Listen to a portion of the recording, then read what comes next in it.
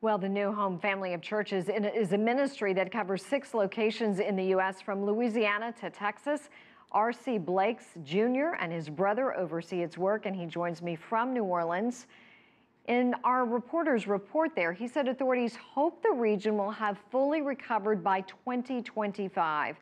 Tell us, Mr. Blakes, what do you see the challenges are ahead?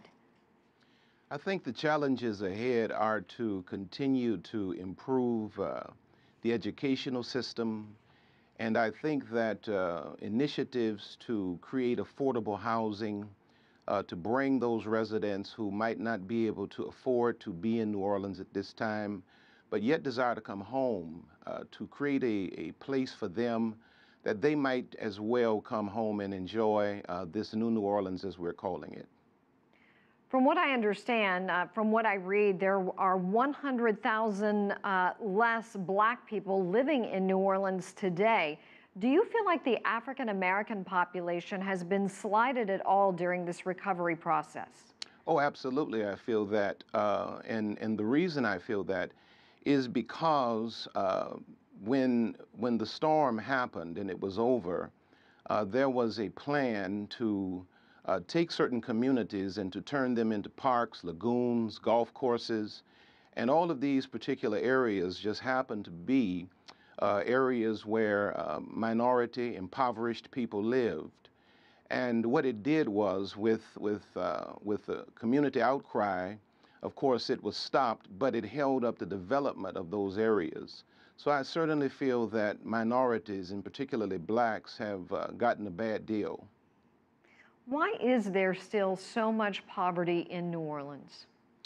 There is so much poverty in New Orleans because it goes back to something our mayor said just recently. Katrina was not the beginning of our problems. New Orleans had many, many issues prior to Katrina, and the main issue with New Orleans was a horrid school system where our children were not properly educated. Many of them were graduating and couldn't even read. And I believe firmly that it is that poor educational system that has plagued us and caused us to maintain a culture of poverty. As you know, the lower Ninth Ward is the area that was really hit hard, basically wiped out.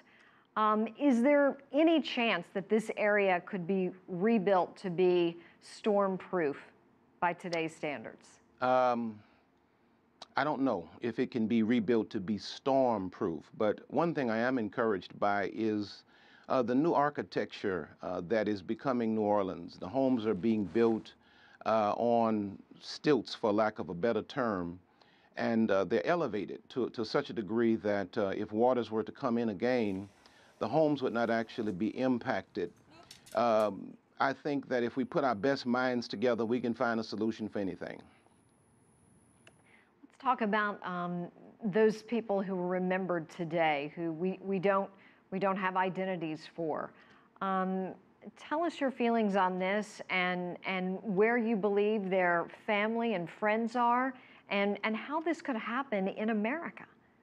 Well, you know, being a New Orleanian, I think it was President Obama just the other day was speaking here in the city. I think it was him, but whoever it was mentioned that the thing that is rarely talked about in reference to Katrina is the tremendous grief that goes along with an event like this. We don't know really where our people are. There are people that we spent decades with that we've not heard from yet. And this is the story of just about every New Orleanian. We have no clue where our people are. We have a number of 1,800, but we tend to believe that that number is even greater because there are many that we've never heard from. Well, our hearts and thoughts are certainly with all of the people of the great city of New Orleans. Thank you so much. We appreciate your time.